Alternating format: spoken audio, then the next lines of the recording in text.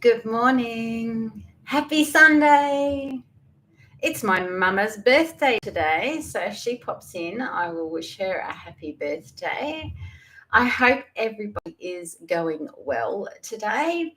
And today I want to talk about fears because we're human and we're driven by fears. Sadly, it's the way we fear everything, right? And we don't do something unless we fear what's going to happen, unless we do that thing. And I've just noticed this across the board with a lot of people, a lot of comments that I read on different platforms that I'm in, and I don't know if I have an answer as to why we do this. I think it's just the human nature of it all. We go on a diet because we fear people are going to look at us because we've put on weight, as an example. Often we don't go on a diet because we feel terrible. We're just like, oh, we're putting on weight, and that's an external fear. We go and make money because, well, we fear we're not going to be able to afford food. There's all these different things that we do when it comes to the fears. So I wanted to talk about lipedema fears because there's very real fears around what happens if it progresses. What happens when it gets out of control? What happens if you can't be mobile anymore? It's so out of control that you can't do anything. Those are huge fears, and those fears pretty much for me is what drives me every day. It's funny, I'm not driven by, oh, I feel really great. I feel so, energetic and I can walk for miles and that kind of thing. There's more this underlying fear of, I can't go back. I've had weight loss surgery. If you haven't been around before, I've had surgery on my arms, things like that. So the thought of going back to where I was, that's a huge fear. And that is pretty much what drives me, keeping on the straight and narrow with the things that I know so far about my own body. And remember, I'm an advocate for figuring out what works for you. And I'm always talking to different people about different things and different ways of approaching our health and well-being. I've actually got an interview coming to you on Tuesday, I think it's logged in for, with a gut engineer. That is her name, Nat, and she talks all about fiber and gut microbes and lipedema and that kind of thing. So, because even though I do best on carnivore, I'm always considering that down the track, I want to be able to eat anything, little bits of anything. So she has some really good options of how to introduce plants and things like that without it causing too many problems. So that's on Tuesday. But again, that's another fear. What if I can never eat just normal foods ever again without the fear of lipedema, progressing and becoming worse? Because it doesn't take much for lipedema to get out of control. There's two things: inflammation, hormones. And the hormones are drive the lipedema if they're out of control. So if your hormones aren't kind of level and if your inflammation is not low, then that's what can push it out of control. And so just having fears in and of itself is cortisol. We've got rising levels of cortisol when we're constantly living in fear of something going wrong, of our health getting worse, of putting on weight, of not having enough money, of, am I making the right decision? Am I making the wrong decision? How are my kids? Are they going to be okay? Like, all these things that we fear every day raises cortisol, which then will push our lipedema into dangerous territory. So we tend to think of hormones quite often as, it's the estrogen, it's the progesterone, it's the excess androgens, it's all those sorts of things. It's as simple as cortisol is a hormone. Insulin is a hormone that is out of control because of the amount of sugar we eat. So our fears will drive lipedema just as quickly as our... Hi, Janice. How are you today? Thank you for popping in.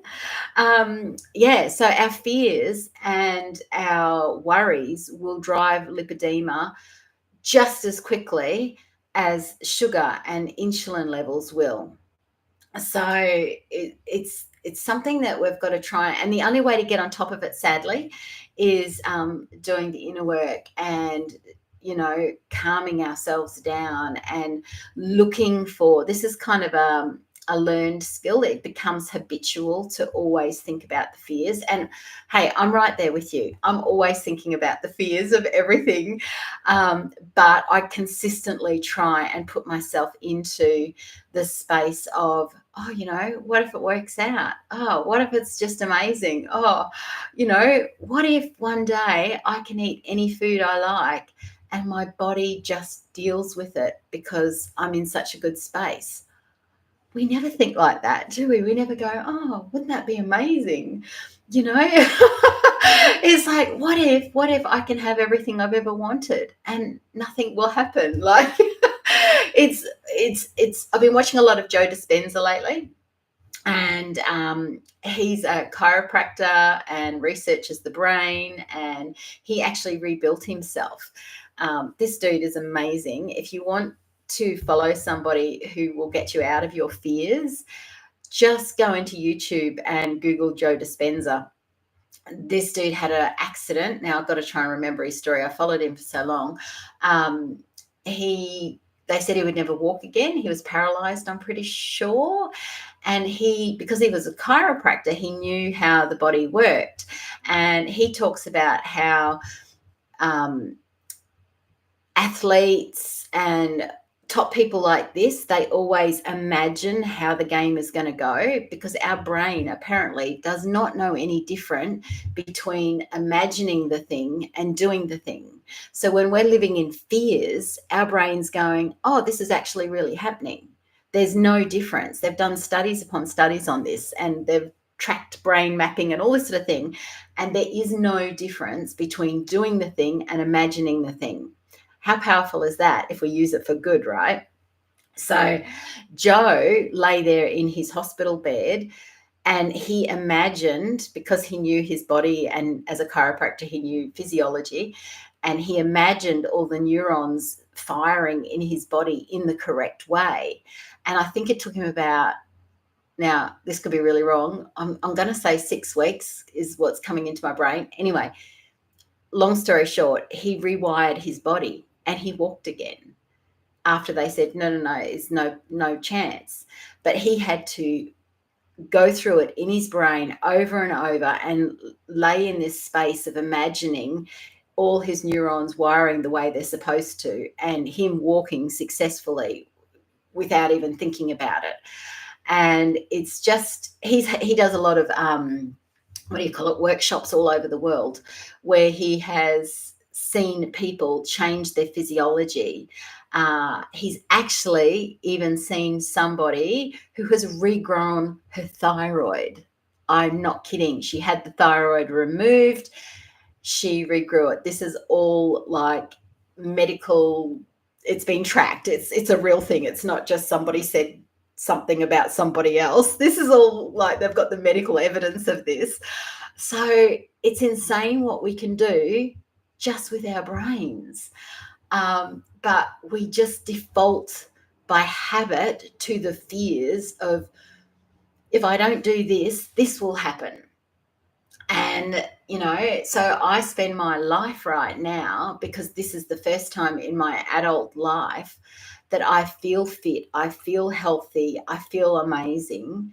But I know I'm driven by the fears of, I'm not going back to not being able to walk comfortably. I'm not going back to feeling awful about how I look. I'm not going back to that. So I'm very much at the moment trying hard to do a Joe Dispenza and do all that stuff. And I get it, it is hard work doing the meditations, doing the, anything self-motivating, self-help, all of that. It's like, ugh.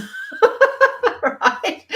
It's like, oh, I've got better things. There's an old, I think, is it Buddha or Dalai Lama or somebody said somewhere that you should meditate for an hour a day unless you're too busy, and then in that case you should meditate for 2 hours a day. And I struggle. I actually do kinesiology, and even then there are some times that I can go weeks before. And I learned this version of kinesiology simply because it's, I think, the only one out there that I can actually do it on myself.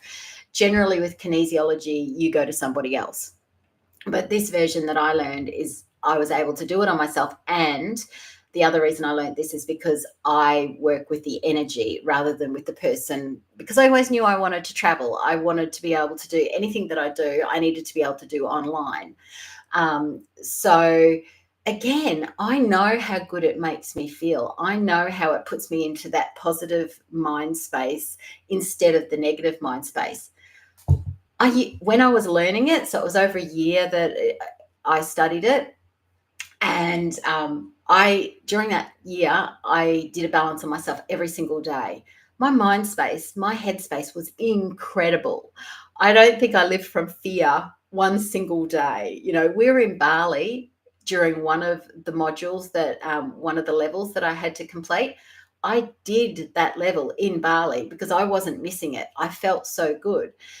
But it's funny now that, I have finished it and time goes by and I'm now working on other people, you forget yourself. You do it all the time. We do it. It becomes habitual. It's like everyone else and everything else is more important than how we feel. And it's really not. It's actually how we feel first, because then how we feel impacts everybody around us way more than us, doing the physical things for those people.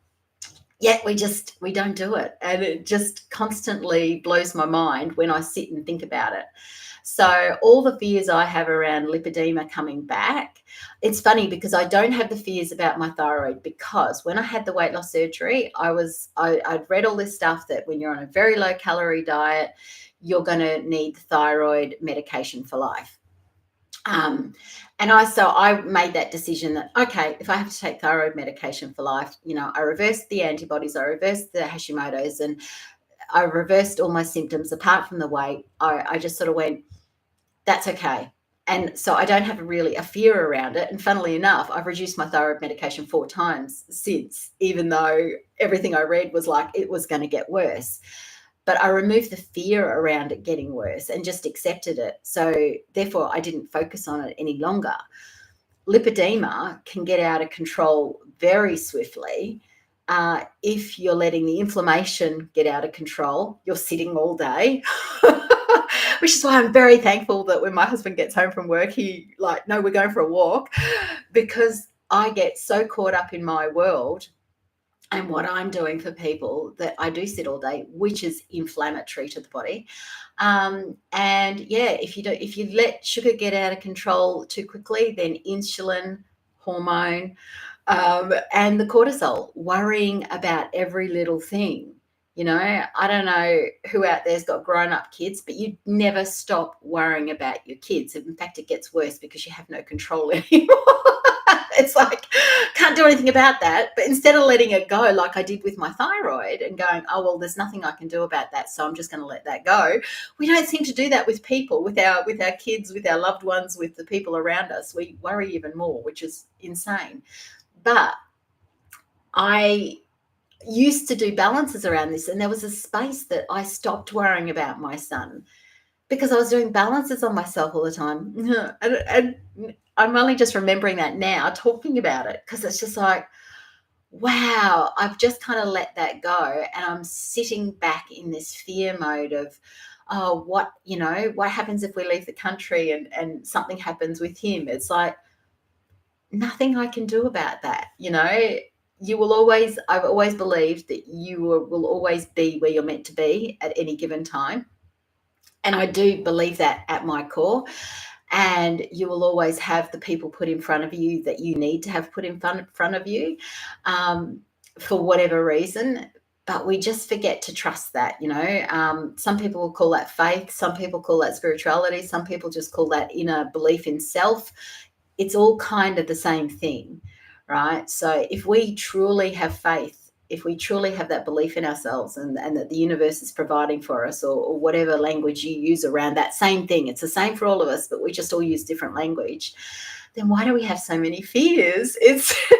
And all I can figure is it's just part of human nature. That's part of humans. We're here to experience all this stuff. And fears is part of that. And it seems to be much easier to sit in fears than it is to sit in the positivity. You actually have to work at the positivity. You actually have to, I have to do balances on myself. I have to meditate. I have to, if you followed me for a while, you'll know that I do a lot of burning, where I'll write gratitudes and things like that, and I'll burn it and, let it go. But I'll do the same thing for fears. And I haven't done that in ages. See, it's so easy for it to just disappear out of your life. These things that I know make me feel so much better. It is actually hard work to form those habits and to do it. It's so easy to just go, no, that's not going to work. Nothing's going to change this. I'm just going to end up, putting all the weight back on. I'm just going to end up with the lipedema getting worse and my knees, all the things.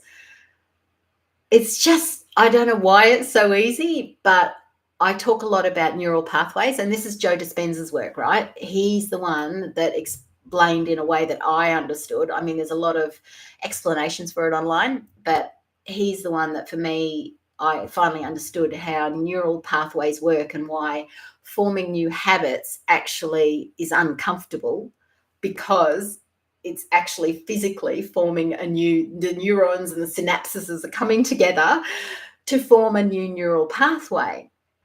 And that's like growing new bones, or like when you've broken your bone and it has to mend, and it's the same thing. So it's not comfortable. And that's why I think as humans we reach for the dopamine, we reach for the serotonin, we reach for these feel-good hormones.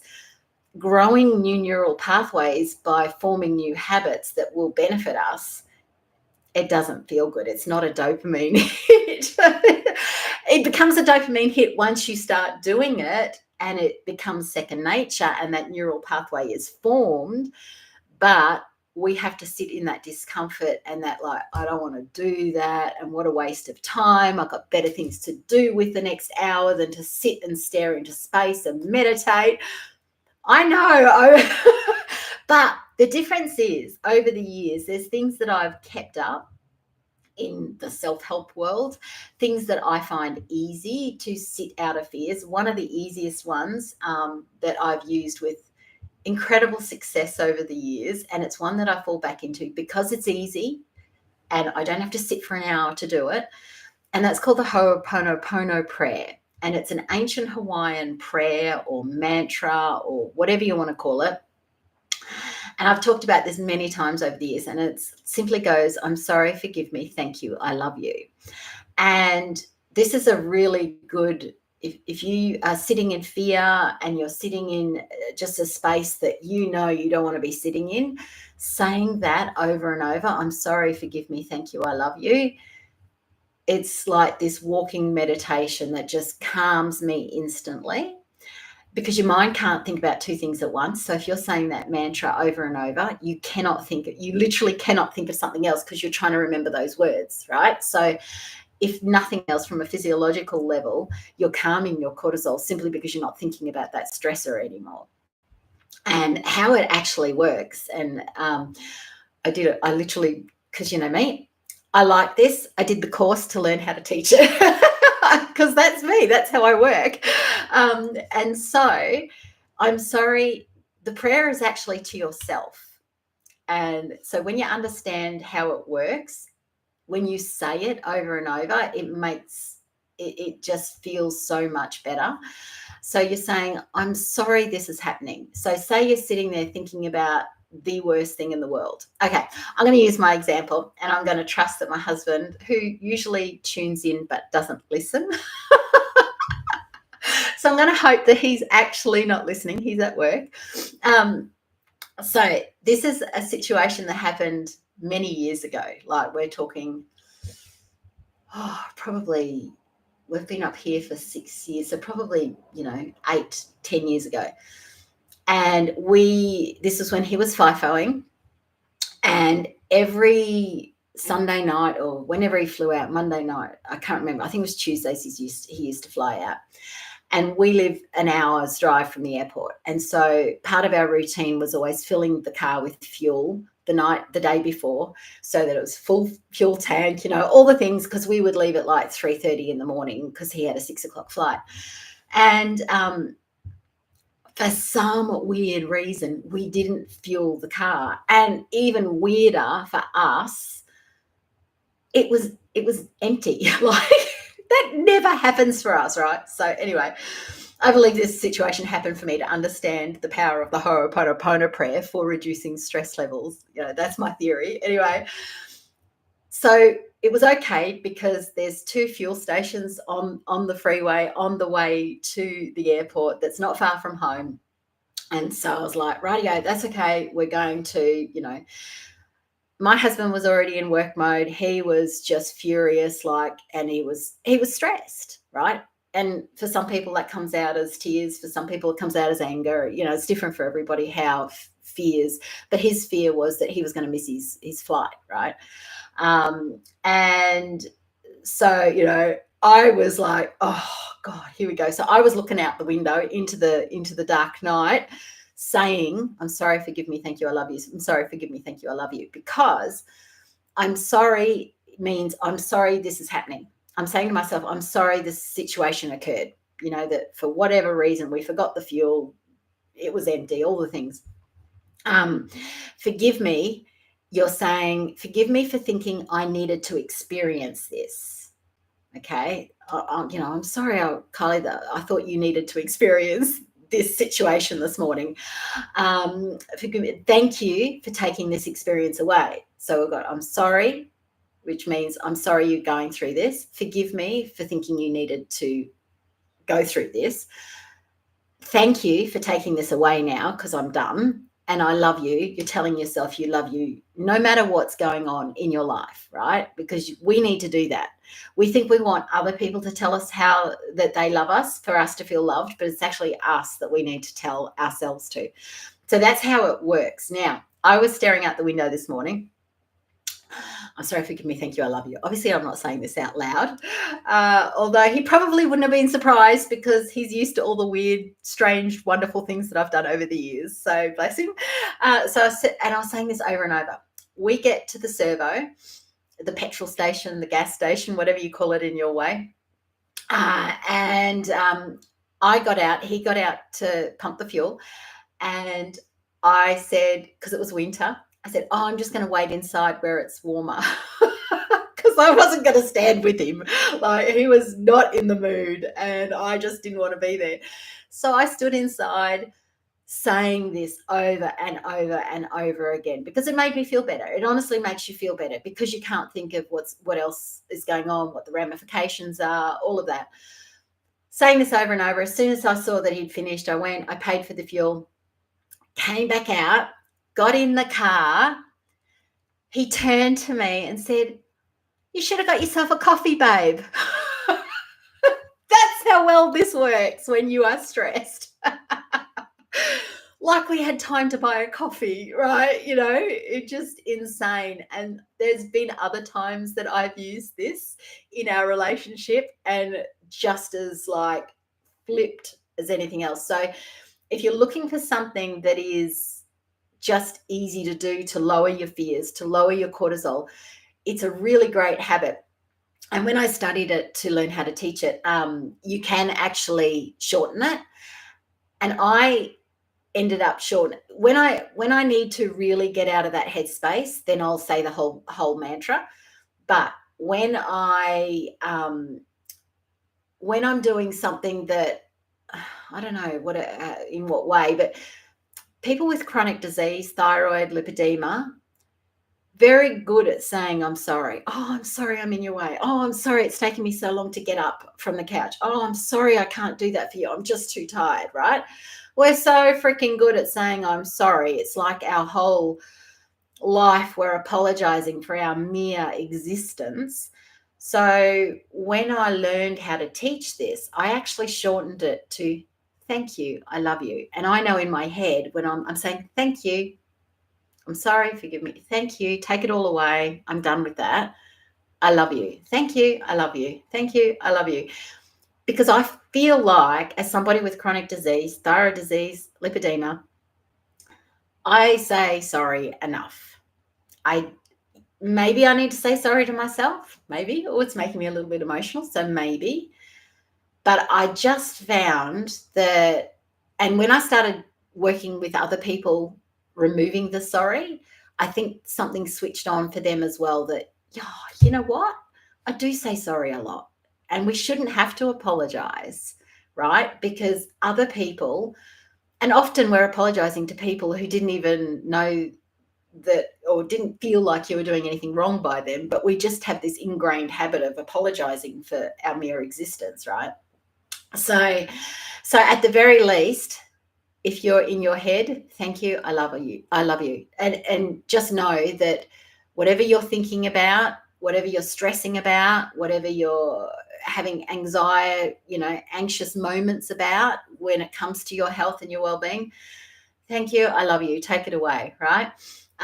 But if you need something to literally get out of your headspace and reduce your cortisol, say the whole thing. I'm sorry, forgive me, thank you, I love you. But any way that you can reduce your fear levels, and this is going to take work. Remember, Joe Dispenza, neural pathways, it's uncomfortable physically. Something is physically happening in your brain. That's what makes you uncomfortable. It's not a fear. And often we sit in, I can't sit here and meditate because, I just can't do it. And it's not comfortable. It's not doing anything for me because I'm sitting here feeling uncomfortable. Well, that's the point. If you're feeling uncomfortable, you're doing it right, okay? Because your brain is literally trying to form those new connections, and you've just got to do it so many times. Do you remember learning to drive a car and how, I don't remember, for me, I was really excited, but my son, he was terrified because you don't have those new neural pathways. And now what do? We drive home and forget how we even got there because we're in such an automatic mode. That neural pathway has been formed so completely, but it's not it. We don't even think about it. We just get ourselves home. So that's the power of forming those neural pathways when it comes to stress and fears. It's a habit. It's something we need to lower every day of our life if we want to not have the fear of, whatever's happening in our world, and the fears of lipedema for me coming back. I need to get to a space where I'm like, no, you know what? I'm eating anti-inflammatory foods, whether they're plants or carnivore. That's the fear I want to get to. Can I eat non-carnivore foods? I will never go back to eating like full-on pastas and grains and things like that. But, I want to get rid of that fear of being able to eat little bits of everything without it being a problem. I want to be able to, on the weekends, have something from the bakery, but it's only once a week, so it shouldn't be a problem. These are the fears that we all have that I want to work on, so that I'm like, there was a lady I worked with many years ago, and she was, in fact, one of the first kinesiologists I'd ever worked with, and she's a tiny little thing, and I saw her at McDonald's one day. This was when I lived in Port Hedland, so like a cajillion years ago, and she came into McDonald's and she came and sat with me, and her husband was getting their breakfast or whatever it was, and I was there with Jacob, who was 7, 6, 8. That's why I was there. McDonald's always keeps them happy. Playgrounds, he was an age that the playground was a huge draw card. And she sat down and I said, oh my God, I wouldn't think for a second you would eat McDonald's. And she goes, oh, yeah, no, my body knows it's just going to poop it out. It doesn't retain anything. And I was like, wow, that's so powerful. She could eat the food. She goes, oh, we only come on a Sunday morning or once. It wasn't very often. And, my body just knows to get rid of it. Yeah, it's all fine. So she could enjoy that food without it being a stress to her and raising her cortisol levels.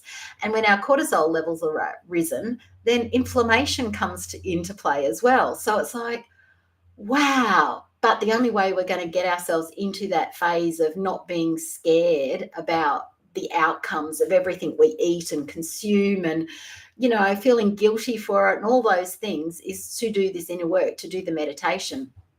I was watching another thing the other day. I'm going to say Joe Hudson. Actually, no, this was Joe Dispenza as well.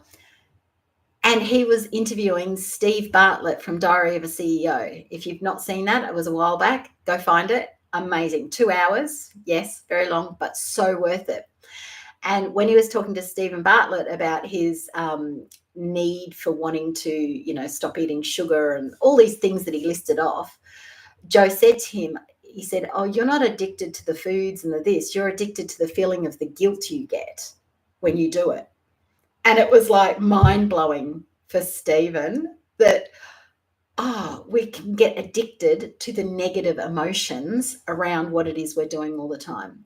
So rather than focusing on, oh my God, I'm a bad person because I had bread today, how about we start focusing on feeling better about any choice we make and not feeling guilty? So that was like, but the only way we can do those sorts of things is the meditation, is the kinesiology, is the self-help techniques, the Ho'oponopono prayer. It's the only way we can do it. So it's not fun, but it is the only way we change our world. So that's all I wanted to say today, 30 minutes later, because it's really important. It's important that we not fear whatever's coming our way, because we miss life that way when we're in fear.